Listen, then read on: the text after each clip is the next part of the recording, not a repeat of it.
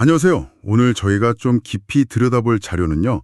루돌프 슈타이너의 교육 강연 모음집 GA302A입니다. 네, 이게 1919년부터 1923년까지 그 슈투트가르트에 처음 생긴 발도르프 학교 교사들을 위해서 했던 강연들이죠. 맞아요.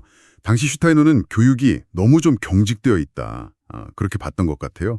그래서 이 안트로포소피, 인간을 몸, 영혼, 정신이 단계적으로 발달하는 존재로 보는 그 철학에 기반해서 완전히 좀 새로운 교육법을 제시하려고 했던 거죠. 그렇죠. 뭐랄까 당시 교육이 너무 정해진 원칙이나 지식 전달 이런 데만 치우쳤다고 본 거예요.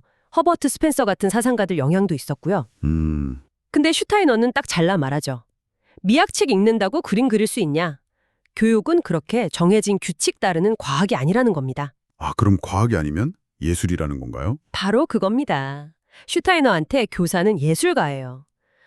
필요한 건 지식 암기가 아니라 멘션 쿤데, 그러니까 살아 숨쉬는 인간, 특히 아이에 대한 깊고 직관적인 이해라는 거죠. 멘션 쿤데, 인간학이군요. 네, 교과서가 아니라 아이 한 명 한 명을 읽어내면서 매 순간 뭐랄까 교육적인 행위를 창조해야 한다. 그렇게 봤어요. 미리 정해진 설계도 따라 짓는 게 아니라 살아있는 모델을 보면서 조각하는 예술가처럼요. 와, 교육적 행위를 창조한다. 이거 상당히 높은 수준의 요구인데요. 근데 또 흥미로운 게 슈타이너가 교사가 오히려 학생들한테서 가장 많이 배운다고 느낄 때 그때 최고의 교육이 이루어진다고 했다면서요? 맞아요. 가르치면서 배운다는 것. 이게 핵심 중 하나죠. 그렇죠. 저도 그런 경험이 있거든요. 근데 이런 예술가 같은 교사가 되려면 결국 내면이 정말 중요하겠네요. 결정적으로 중요합니다. 슈타이너가 꼽은 가장 중요한 자질이 바로 경외심이에요. 아이 안에 있는 그 고유한 영적 개별성, 그걸 존중하는 마음이죠.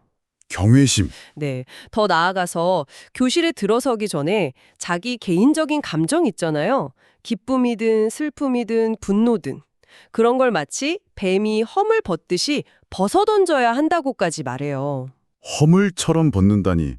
와, 이미지가 정말 강력한데요. 그렇죠.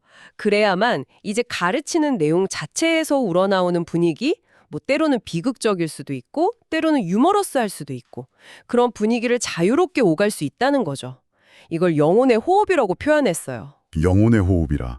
매일 실천하려면 이게 엄청난 내면 작업이 필요할 것 같은데요. 그리고 그 과거의 이상적인 모습들을 현대적으로 통합해야 한다는 말도 있었잖아요. 아, 네. 그 고대의 신체 단련가, 또 수사학자, 그리고 근대의 의사 같은 역할들. 이걸 그냥 가져오는 게 아니라 영적으로 승화시켜서 통합해야 한다고 봤어요. 영적으로 승화시킨다. 네. 그러니까 단순히 지식만 전하는 게 아니라 아이의 몸과 마음, 영혼 전체에 건강하게 작용하는 존재가 되어야 한다는 거죠.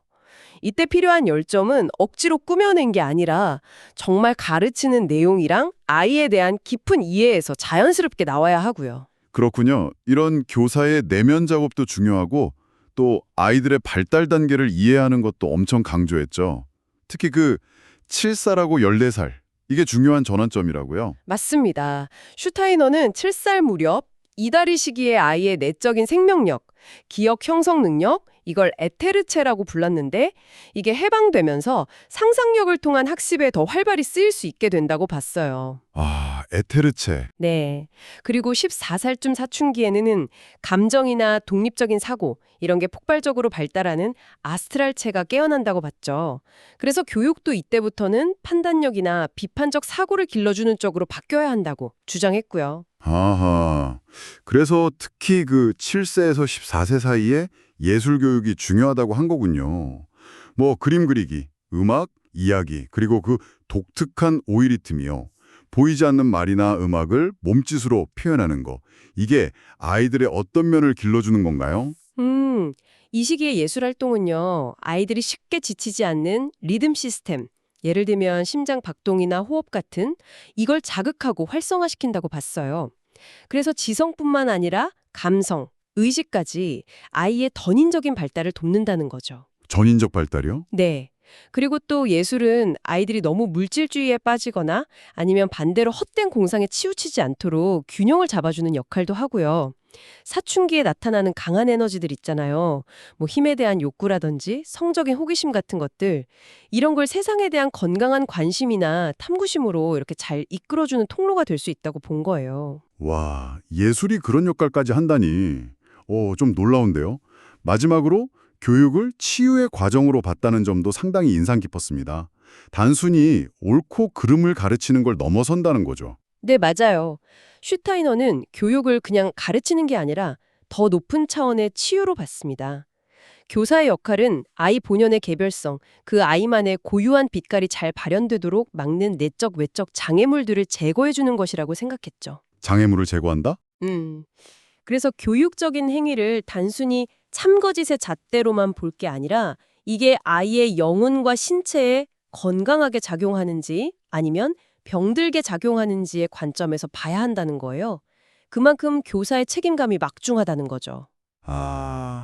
오늘 슈타이너의 교육 강연을 쭉 살펴보니 교육이라는 게 정말 정해진 틀에 박힌 지식 전달이 아니라 살아있는 인간 이해에 뿌리를 둔 예술이자 어쩌면 영적인 치유 과정일 수 있겠다는 생각이 드네요. 교사의 깊은 내면 성찰, 아이에 대한 경외심, 그리고 죽은 지식을 살아있는 통찰로 바꾸는 그 열정, 이게 핵심인 것 같습니다. 네, 그렇습니다. 자, 여기서 이제 듣고 계신 당신에게 한번 질문을 던져보고 싶습니다. 지식 습득이나 표준화된 평가가 아무래도 주를 이루는 오늘날의 교육 현실 속에서 교육을 이렇게 내면적이고 예술적이고 또 치유적인 과정으로 바라보는 슈타이너의 관점이 당신에게는 어떤 도전 혹은 어떤 영감을 주나요? 다음 시간에 또 다른 깊이 있는 탐구로 찾아뵙겠습니다.